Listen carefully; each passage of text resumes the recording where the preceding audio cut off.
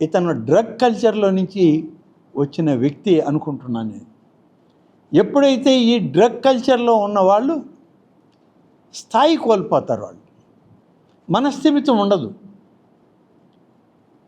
వాళ్ళకి ఎంతసేపు చీమని ఏనుగు అంటారు, ఏనుగుని చీమ అంటారు. ఏదైనా సరే ఈ సమాజంలో ఉన్నటువంటి వైరుధ్యమైనటువంటి పాత్రలు పోషిస్తూ ఉంటారు డ్రగ్ కల్చర్ ఉండేవాళ్ళు. మాదక ద్రవ్యాలు సేవించే వాళ్ళు కూడా ఇంత హీనాతిహీనంగా తమ నిజ జీవితంలో ఉండరు. కానీ ఈ ప్రబుద్ధుడు మరి రాష్ట్రానికి ఎలా వచ్చాడో, ఎలా అధికారానికి వచ్చాడో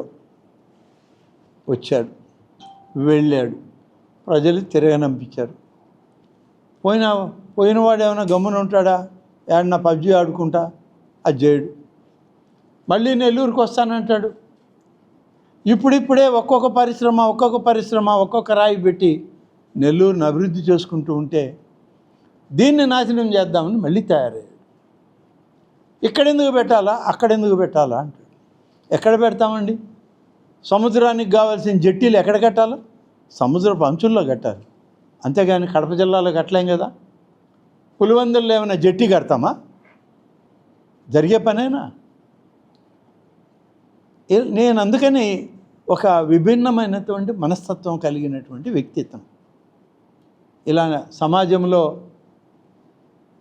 కుటుంబం కూడా వదిలేసిన వ్యక్తి. ఇంత స్థాయి, అధికారం, హోదా అన్నీ వచ్చిన వాళ్ళకి ఇంట్లో తల్లి చెల్లి దూరం అవుతారా? బిడ్డలు దూరంగా బతుకుతారా? ఏంటి పరిస్థితి?